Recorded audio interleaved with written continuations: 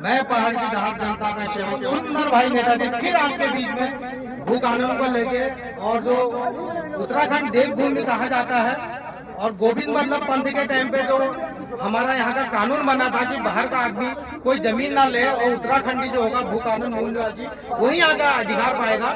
लेकिन आज सत्ता लोगों ने क्या करा, अपने फायदे के लिए ये प्रस्ताव पारित करके आज क्या है कि कोई भी आदमी बाहर का जमीन ले ले रहा है। तो ये भू कानून पे हमारे बीच में दोराहट से नारायण राव जी आए हैं, सामाजिक कार्यकर्ता हैं, तो उनसे जानकारी लेंगे कि आखिर ये भू कानून इसको बदलने की प्रक्रिया और पहाड़ की स्थिति, यहाँ की भौगोलिक स्थिति देख के और वहाँ पर आए हैं। और क्या कहते हैं, यहाँ पे अभी हम रामगंगा घाट चौखटिया में खड़े हैं, जहाँ पे आई लव चौखटिया लिखा है। तो मैं अगली आवाज नारायण जी की कहूँगा।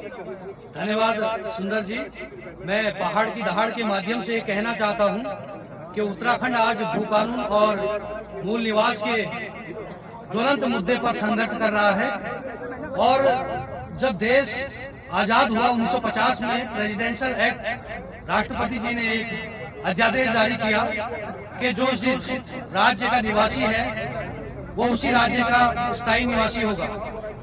लेकिन महाराष्ट्र और गुजरात के अलग होने के बाद पहली बार मूल निवास पर चर्चा हुई। माननीय सुप्रीम कोर्ट ने उसमें अपने गाइडेंस में कहा कि जो जिस राज्य का निवासी है वो वही का मूल निवासी होगा, और 1950 का एक्ट बरकरार रहा। लेकिन छत्तीसगढ़, झारखंड और उत्तराखंड का निर्माण जब 9 नवंबर 2000 को हुआ तो छत्तीसगढ़, झारखंड ने अपने उसी 1950 के एक्ट को आगे बढ़ाकर अपने राज्य में मूल निवास को प्राथमिकता दी। लेकिन हमारा दुर्भाग्य है 2000 में जब उत्तराखंड बना, यहाँ मूल निवास लागू नहीं हुआ।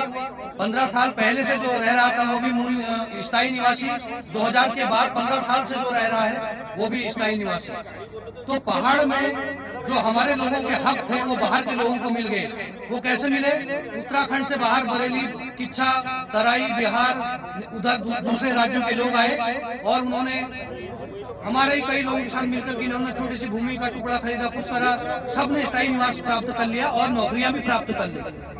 अब हम ये मांग करते हैं कि उत्तराखंड की सरकार माननीय राष्ट्रपति के 1950 के प्रेसिडेंशियल एक्ट को लागू करते हुए उत्तराखंड में मजबूत भू कानून को लागू करे, क्योंकि आज यहाँ पर भूमाफिया यहाँ पर हावी हो चुका है। उत्तराखंड देवभूमि है, धार्मिक नगरी है, पर्यटन नगरी है, हमारे 4 धाम उत्तराखंड में है। लेकिन हिमालय के नाम पर हमारे सारे संसाधनों पर कब्जा करने वाले लोग बाहर के यहाँ पर पहुंच चुके हैं। कोई रिजॉर्ट बना रहा है, कोई इंडस्ट्री लगा रहा है, कोई हमारे लोगों को प्रलोभन दे रहा है। लेकिन मैं एक संदेश देना चाहता हूँ कि ये देवभूमि उत्तराखंड है। यहाँ महादेव से लेकर माँ पार्वती से लेकर, यहाँ राम से लेकर कृष्ण से लेकर राधा तक निवास करती है। माँ रामगंगा यहाँ पर बहती है। ये आपके अय्याशी का अड्डा उत्तराखंड नहीं है। ये ऐलान और ये बात मैं उनको कहना चाहता हूँ जो जंगलों में रिजॉर्ट बनाकर कहते हैं हमें शांति चाहिए, मैं उनको शांति दिलाता हूँ। वो बद्रीनाथ चले, वो केदारनाथ चले, वो गंगोत्री चले, वो यमुनोत्री चले, वो हरिद्वार चले, वहाँ पर उनको शांति मिलेगी। ये वीरान पहाड़ों में हमारी माताओं ने मेहनत करके गाँव को खड़ा किया है। ये आपके अय्याशी के अड्डों को हम बंद करने का काम करेंगे। लेकिन सरकार ठोस भू कानून बनाए और हमें मूल निवास के माध्यम से पुनः 1950 के एक्ट को बहाल करें कि हमें हमारा कानून मिल सके और हमारे वो भाई जो अपने आप को प्रॉपर्टी डीलर कहते हैं वो चंद टुकड़ों में ना बिके। बात बहुत चुभेगी, दिल के अंदर तक घाव पहुंचेंगे, लेकिन मेरा अंदाज ही ऐसा है, मेरी आदत ही ऐसी है कि मैं दिल में कुछ पचा नहीं पाता हूँ। ये प्रलोभन दे रहे हैं, आपको प्रलोभन देकर खरीदने का काम कर रहे हैं। ये देवभूमि उत्तराखंड है, यहाँ देवों का निवास है। अगर हमको सरकार हमारे अधिकार नहीं देगी तो जब 200 साल के अंग्रेजों की गुलामी से हम आजाद हो सकते हैं तो इन बिल्डरों से और इन माफियाओं से हमें आजादी लेने में समय नहीं लगेगा। लेकिन हम शांतिपूर्ण तरीके से दलगत राजनीति से ऊपर उठकर मैं सबसे आह्वान करना चाहता हूँ, उत्तराखंड तक आवाज जानी चाहिए कि उत्तराखंड मांगे भू कानून, उत्तराखंड मांगे स्थायी निवास, उत्तराखंड मांगे प्रेसिडेंशियल एक्ट 1950।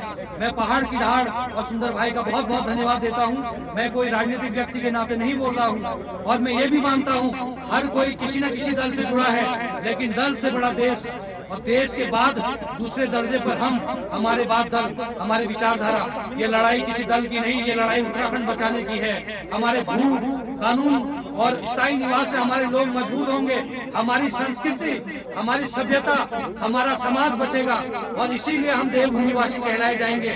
नहीं तो ये बड़े बड़े प्रॉपर्टी डीलर्स यहाँ पर भूमाफियाओं को खड़ा कर देंगे, हमारे संसाधनों पर कब्जा करेंगे, हमारी संस्कृति पर कब्जा करेंगे, हमारे समाज पर कब्जा करेंगे।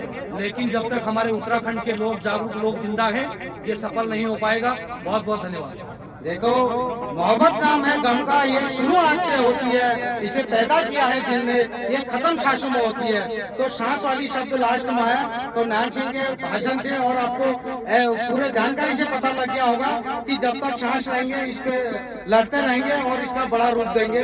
तो पहाड़ की दहाड़ जनता का सेवक सुंदर भाई नेताजी आपके बीच में फिर अगली आवाज में फिर आपके बीच में आएगा। धन्यवाद।